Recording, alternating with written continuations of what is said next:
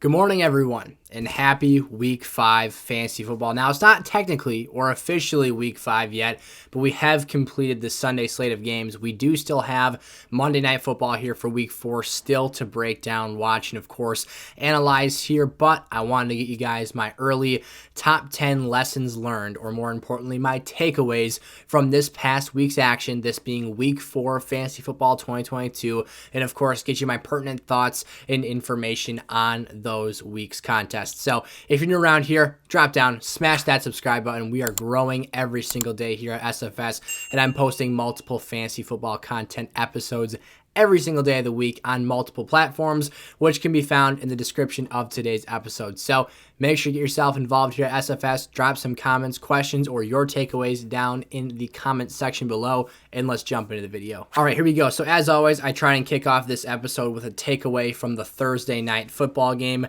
In this episode, we have two takeaways that I want to break down here. And my first is that T. Higgins and Ja'Marr Chase, when comparing those two wide receivers, the gap may not be as large as we initially anticipated during draft season for this year. Now, I took a look at some of the important stats here. What's key to note is that in Week 1, T. Higgins suffered a concussion. He missed the majority of that game, and Ja'Marr Chase had easily his best and highest ceiling performance of this season, coming off of a 16-target game. Now, what I do want to preface here is that I still value Ja'Marr Chase as a wide receiver one, but T. Higgins is very capable of nipping at his heels here and even outproducing him in any given week. So if you take away that one game from T. Higgins' profile, he looks like a clear 1B to Ja'Marr Chase's 1A. Some people will even argue, we had this issue throughout the summer here, it's not necessarily an issue, but a difference of opinion rather. Some people value T. Higgins higher in terms of a must-draft player status as we approach this year. So again, the way I view things is still Ja'Marr Chase is the 1A. T. Higgins is my 1B wide receiver for this Bengals offense that runs through these two wide receivers. However, if you take away that one contest here, you've got a situation where Ja'Marr Chase has been out-targeted by T. Higgins in half of the football games. 2 out of 4 contests so far. That's impressive. That number does actually include that first game where T was concussed. You take away that one game, I'm sorry, I've said this a few times now, but I had a few other notes and points to get through here, is that one game where Ja'Marr Chase had 16 targets, T. Higgins had 2, again, a concussion. In the 3 games excluding that, so the 3 games previous, T. Higgins has 26 targets to Ja'Marr Chase's 25 targets. T. Higgins has 2 receiving touchdowns to Ja'Marr Chase's 1. So he's been the better wide receiver by a hair in the volume category, scoring another receiving touchdown as well. So showing you again how narrow that gap is, how impressive both of these players are, and why they're both so heavily coveted with this excellent quarterback play in Joe Burrow. It looked rough in the first couple weeks of the season. Not a Joe Burrow problem. It was the offensive line here. They're moving forward to bigger and better things. Now, for my second takeaway, my lesson learned here for this week, if you will. Now, this wasn't necessarily a lesson learned in the fact that I've been saying this the entire season, but I kind of want to toot my horn in here a little bit and tell you guys about this Miami Dolphins pass-catching situation. Now, to me, the takeaway here is that Tyreek Hill is the alpha wide receiver. We went through a little phase in the first couple weeks of the season where I was getting absolutely flamed for saying sell high on Jalen Waddle, but I went back and looked at some key stats in the aftermath, and it's a short sample size. It's still early in the year, but I do feel as if I've been right in the aftermath of that situation. Tyreek Hill is the player making more money in this offense, $120 million contract, a guy who's getting more targets consistently on a week-to-week basis, 3 out of the 4 weeks so far this season, and the guy who has had the overall more production. Now, in the sense of Jalen Waddle still being an absolute baller, a beast, like I know someone's typing right now, chill out for a second. The point is that Tyreek Hill is the more valuable wide receiver in this offense, and that he is the guy to own here. The safer floor, arguably the better ceiling. Both these guys have both phenomenal and elite ceilings. And Jalen Waddle, I've said this multiple times this year to try and cover my butt to an extent here from just outlierish comments. He's a top 10 wide receiver in the National Football League. One of the most explosive playmakers in the game. If he was the number 1 receiver for an offense, as he was for this team last year, he's going to kill it. He's still going to kill it this year, but he's going to have these bust games like we saw this past week because of a lack of target volume. Now, there might be some Jalen Waddle defenders that are going to say, hey, Tua exited the game, Teddy Bridgewater came in. It's a completely different scenario. I will concede that point to an extent. I think the gap between Tua and Teddy B is a lot lesser than some of the other quarterback transitions from the starter to the backup per se. However, what I will say is I think that Tua is more willing to throw the football downfield than Teddy is. So if that's the argument you want to make for me, that's fine and great, but let's dive into the numbers here. So when taking a look at these games, Tyreek Hill has had 8 or more receptions, not just targets, receptions, catches for, yardage here, in 3 out of the 4 games. That's a 75% conversion ratio. 12 or more targets in those games in 3 out of the 4. Ridiculous volume there. That is phenomenal work to see. Jalen Waddle, on the other hand. So remember, Tyreek Hill, 8 or more receptions in 75% of the games. Waddle has 4 or fewer receptions in 3 out of 4 games. Low volume, lower floor. You've also got Jalen Waddle, 6 or fewer targets in 3 out of 4 games. Now, the reason he's able to be productive while doing this, despite the fact that you see guys like DJ Moore struggling in similar situations, now he got his targets this week, but in the weeks prior, is that Jalen Waddle is far more explosive, a guy who doesn't really need high-quality targets to produce. Now, this isn't a knock on DJ Moore or anything like that. I'm more so attributing and complimenting the talent of what Jalen Waddle brings to the table. However, these are the issues I forecasted. These are the reasons why, if you could get a premium receiver after, was it week 2 against the Baltimore Ravens here, you had to do so. Jalen Waddle, plain and simple, is not being utilized at the same rate in those games, excluding that 19-target week 2 performance. Now, that number is excessively outlierish. Like, there is just no level of sustainability where we can project that on a week-over-week basis. Tyreek Hill getting 10 plus, double-digit target numbers, that is very capable, very possible for this offense. But 19 targets is something that he may not do again this season, and may not do for a great stretch of time going forward. So I did this, is what I took. I took that 19-target game from week 2, and then I took the other 3 games he's played this year out of 4. I added up all the targets that Jalen Waddle's received in the 3 games following that week, and he has 3 fewer targets in the other 3 games he played combined as compared to that week 2 19-target number. He has had 16 through his other 3 games this season. So not sustainable, unreliable, still a baller, still an absolute beast at the wide receiver position, but this is me here defending my take and essentially explaining what my concerns and my preconceived notions were about this Dolphins offensive situation. Last note here, praying for Tua, hoping for the best for him, keeping him in my thoughts and all that great stuff. I would hate to see him miss time. Of course, I want him to miss time if that means he's going to be able to come back healthier and not put himself at risk for significant brain damage. That is a problem. CTE is something not to be taken lightly. So for fantasy football purposes aside, Tua, do what you need to do to get healthy and right here. I hope for the sake of Tua that Teddy Bridgewater situation doesn't impact these fantasy players, any of that stuff like that. But of course, Tua's health is first and foremost here as we move into our 3rd point. So Breece Hall here, our 3rd takeaway of the week here for week 4 fantasy football. Breece Hall is the man. I think he's officially surpassed Michael Carter as the lead workhorse for this team. Now, he's not necessarily going to be the guy that is out there 80% of the time. He's not going to have a David Montgomery or Christian McCaffrey level snap count percentage for this team. Michael Carter is still a talented player who has a niche role in this offense, but we're seeing him get pigeonholed more and more into that niche role and become less and less effective on the ground, which is really what he's clinging to be the lead back for this team. Breece Hall saw 23 opportunities this week, 6 carries, 6 targets to the air. He is leading the National Football League in targets per route run amongst all players. That is a critical stat. Also got in the end zone for a touchdown this week. Nearly fumbled the game away. It was an evident touchdown, though. Would have been disastrous had he not got in. But compare those 23 opportunities to the 12 that Michael Carter saw.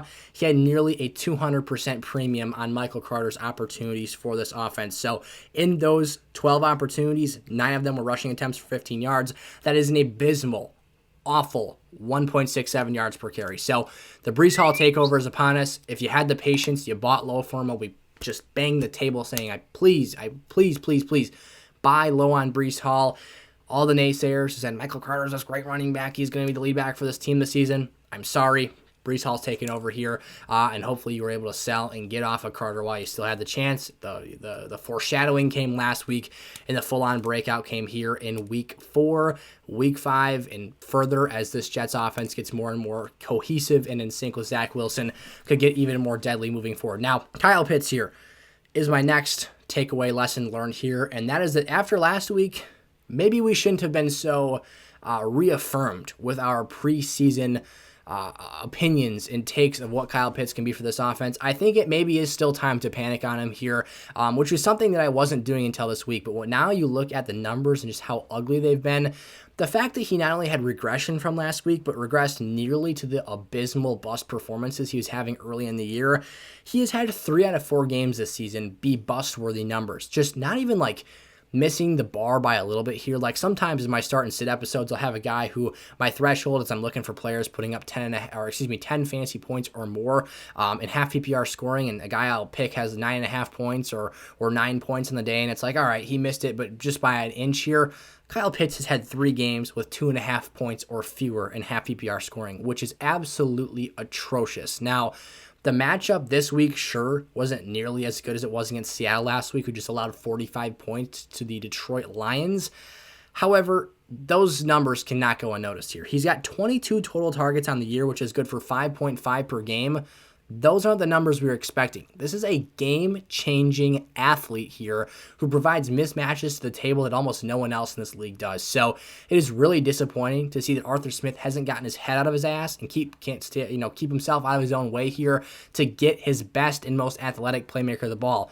Drake London didn't get enough touches this week either. So for me, Arthur Smith, big ol', screw you, because you are killing our fantasy teams here, and of course causing a ruckus amongst Kyle Pitts fantasy owners. So an absolute disaster, and I'm starting to swing for the first time. Like I haven't, my panic meter has stayed very consistent in the middle, not too high, not too low. I am definitely starting to approach the area of panic and risk here for Kyle Pitts and what that means going forward.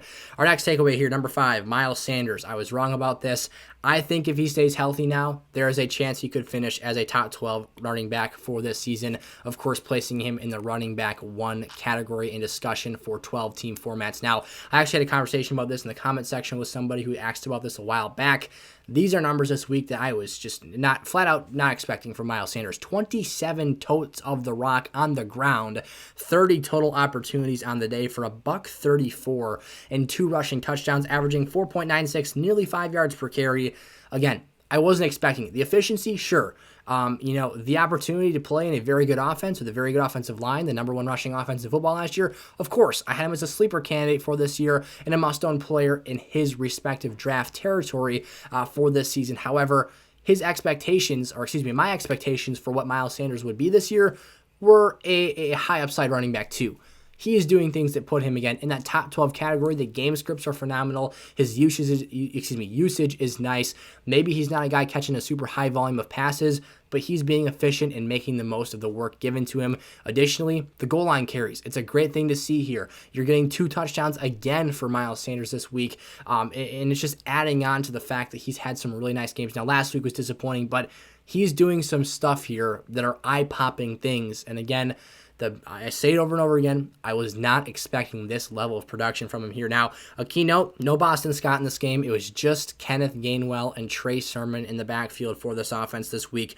Only 7 other opportunities for running backs in the rushing department between Gainwell and Sermon. It was Gainwell touching the rock 5 times for 19 yards and a touchdown. So 3 total rushing touchdowns between these running backs. Jalen Hurts actually ran the ball 16 times, a very, very high number, but Miles Sanders got the job done. So the moral of the story here is I'm very impressed. My meter of optimism is growing for Miles here.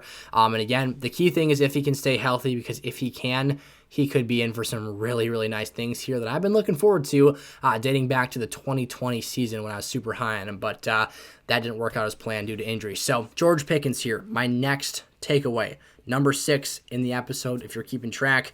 The George Pickens breakout could be very, very near. Now, you can make the argument that it happened this past week. I absolutely loved what I saw from what I'm calling the catalyst, Mr. Kenny Pickett himself, walking in here and changing life as George Pickens knows it. He had 1 reception in this game to my count with Mitchell Trubisky in the contest taking on the New York Football Jets this week with Trubisky benched early in the second half of that game. He went 6 of 8 for 102 yards of receiving. Awesome, awesome stuff there. hat tip to you, Mr. Pickett, getting your playmaker the ball, a 6'3", 200-pound mismatch with size, speed, athleticism, and some absolute inner dog inside of him. This guy will go up there, make that tough catch, make the big play. Now, I will caution you, next week against Buffalo, keep him down on the bench. I'm not getting super antsy about this and wanting to promote him to a starting lineup spot. By the way, only owned in 39% of leagues. Go pick him up off your waiver wire. Check out our waiver wires episode today as well if you haven't done so already. But besides the point here, George Pickens, the breakout, could be within the next couple of weeks or so. As these matchups get a little bit lighter here again, Buffalo not something I'm super excited about. There is a world of opportunity for him to absolutely surpass Chase Claypool in this offense, but maybe make a run at Deontay Johnson as well. Pickens was the most productive wide receiver through the air for this team here in the first half, not game, half of football played with Kenny Pickett, the team's first-round pick for the season. So lots of stuff to be excited about there. Broncos taking on our 7th takeaway from the week, and that is that the Broncos offense may finally be on track here. Ladies and gentlemen, head on down to your local Subway, get your wallet out, and purchase yourself the Danger Witch here, because Mr. Unlimited has been, joking here, calling him, if you guys watch some FS1, guys like Nick Wright calling him Mr. Quite Limited here, finally starting to at least move the chains and put up some points in the fantasy scoring column. Now, they are a 500 team. They did just lose to the Raiders, a very desperate 0-3 team at the time.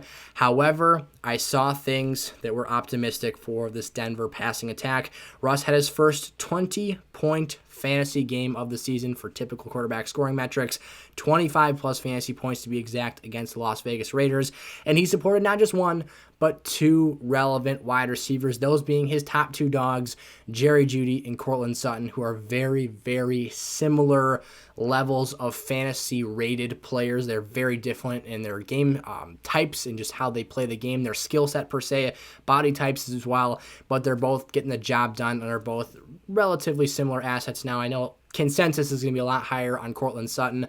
I think Jerry Jeudy's the better player. Russ tends to typically favor Sutton right now, but Judy's got 2 touchdowns in 3 games with this team, so I did want to note that. In 3 games, healthy, I should say. He was injured early in week 2. So Sutton had 7 targets or more in every single game through 4 weeks this season. Jerry Jeudy, like I said, 2 TDs in 3 weeks of being healthy for the whole contest. And we also saw, with Denver running backs producing only 56 yards rushing combined, Russ was able to have these nice numbers and put up a productive game. So at the end of the day, this offense can be boiled down to simplistically, can Russell Wilson move the football downfield? If everything else is a disaster and he is moving the chains, giving opportunities, getting into the red zone, and creating scoring chances for this team, everything's going to be fine. He's going to be fine. The pass catchers will be fine. The run game will be fine, hopefully. That's honestly our biggest question mark right now with Javonte Williams and that knee injury. But staying optimistic here, hoping for the best for Russ. And again, my takeaway is I think this offense is starting to get on track here. Number 8, good old Cooper Rush. Talking about how I am in no rush, pun there, to get Dak Prescott back on the field. The main person that this applies to is CeeDee Lamb. For CeeDee Lamb, it has been sunshine and rainbows with Cooper Rush at the helm of the quarterback position. Not only the Dallas Cowboys 3-0 in 2022 with Cooper Rush, they are 4-0 in their lifetime of him as a starter, and CeeDee Lamb has had 8 or more targets in each game with Cooper Rush, 75 or more receiving yards in each game with Cooper Rush, 2 touchdowns in the last 3 weeks, and 10.5 or more fantasy points and half PPR scoring each day, thus why I'm in no rush to get him back here. Now, the other 2 games were very, very good. 10.5 is a nice floor number, of course, not posting too much of a ceiling threat here, but I love to see CeeDee Lamb producing the wide receiver 1 level numbers on occasion that we are expecting him to do this season. Now, Michael Gallup is back. Hopefully that opens up this offense more as a whole once he's fully incorporated back into things here. Caught a touchdown in his return to action here on just 3 targets. However, Cooper Rush has got this thing under control right now. I'm not arguing that he's better than Dak Prescott. I'm not saying that there's a quarterback controversy in Dallas. Dak's getting paid way too much money to even make that argument here. But what I'm hoping for is that as this offense gets healthier, particularly Michael Gallup, as Dak Prescott hopefully comes back healthy from that finger issue, Cooper Rush is holding down the fort. I was panicked at the beginning here, but this guy's a gunslinger. He's got himself a big pair of stones, and those things drag on the field as he walks out there and just lets that football fly and throws nice, clean spirals to good old CeeDee Lamb here. Now, is he the flashiest quarterback? No. Is he an elite level talent, a guy who's going to be a career-long starter in this league going forward? Probably not.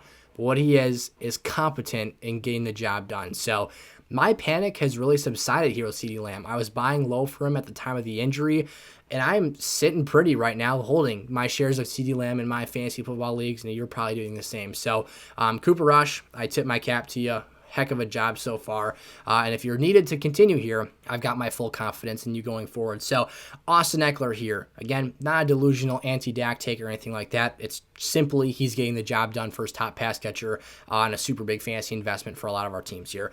Austin Ekeler, my 9th takeaway. We've got 2 to go here. Is that Austin Ekeler, while he had a 3-touchdown game, thank God, and produced his best outing of the season, over 30 points in half PPR scoring, I'm still not ready to turn off the panic dial. Why, Gavin? He scored 3 touchdowns. Wasn't the issue his opportunities on the goal line? Well, yes, that was his problem, and we still don't have any evidence of him cashing in those goal line carries. All 3 of Austin Ekeler's touches. Now, let's stop for a second here. Someone's typing. I always got to come back here and cover my tracks. Austin Ekeler had a phenomenal game. He is still, as a player, Austin Ekeler. This is the guy that had 20 total touchdowns last season. He now has 3 touchdowns through 4 weeks this year. A little bit of, what's the opposite of that? Diluted, concentrated sample size here. 3 of those TDs all coming in the same game. And I'm not arguing that Austin Ekeler is an unproductive player, someone that is, totally washed up as a fantasy asset. None of that. So stop. All done. My argument here is that the problem we had with Austin Ekeler coming into this contest was A, he's getting subbed out on the goal line. Sony Michel's coming into the contest. But B, the scores, all 3 of them that we saw this week, weren't goal line reps. And that doesn't mean that he's not in the red zone packages. That doesn't mean that he can't get these opportunities going forward. But I have to see it with my own eyes here as we continue to progress throughout the season. 1 week isn't enough for me to totally turn off the panic meter. Now, I love Austin Ekeler. I was as high on him as anyone in draft season this year. So I'll take my medicine and humble pie right here, right now. I'm simply telling you this was a good game. We learned he's still a productive player in terms of being a top-level RB1. If he gets optimal touches, he created 3 10-plus yard touchdowns this week. Those aren't goal line carries. So calm down a little bit. Take a deep breath. Hopefully have some patience here. Maybe, you know what? I'm going to hold off on that take for right now. We'll talk about that later this week. Number 10 here. Romeo Doubs is alpha. This is the last thing we're talking through today. He clearly established himself, in my eyes, as the Packers' number 1 pass-catching option here, supplanting Allen Lazard to be the number 2 for this offense. Look, Romeo Doubs is doing it all. Back-to-back 8-target games with a receiving touchdown. He dropped the deep ball as well that would have prevented overtime, made his fantasy scoring total even more attractive. He's fumbled the ball 2 weeks in a row, but Aaron Rodgers keeps looking his direction again. 16 targets the last 2 weeks total. So they're involving him in the deep game, the intermediate game, and especially what I love to see is the quick game. There are some really nice opportunities on some quick RPO smoke routes. So basically, quarterback snaps the ball, this being Aaron Rodgers. Romeo takes a step forward, jets right back to the line of scrimmage, hands up, catch, run after catch on soft cornerback coverage. So I love to see that. I love to see Aaron Rodgers flicking him the football fast. Probably going to lead to some defenses playing him a bit tighter. But like we saw late in that game, he wins vertically, which is obviously a threat for the defenses as well. They have to respect in those situations where he can just go over the top of you and score touchdowns. So if he keeps doing these things, I think he's a quicker athlete than Allen Lazard. I think that gives him an advantage in terms of being the alpha for this offense. And if he keeps producing, Aaron's going to keep throwing them ball. So is he necessarily a fantasy wide receiver 1? Probably not. But is this a wide receiver 2 or flex level lineup option going forward? Absolutely. I've got him on my bench in a ton of leagues here, and I'm excited about what he can do going forward. He's got the Giants in London next week, the game that we saw the Vikings and Saints play, so keep your eyes peeled and your lineup set early for those games, but quite a few more days until that situation comes about here. So thank you guys so much for watching. Let me know your thoughts on my 10 takeaways down in the comment section below. Where do you agree? Where do you disagree? What are things you noticed this week? I'm here for all of it. Leave your questions in the comment section below. Subscribe, turn the bell on, never miss a piece of content here. And of course, check out other platforms in the description of today's episode, and I'll see you there. Peace out.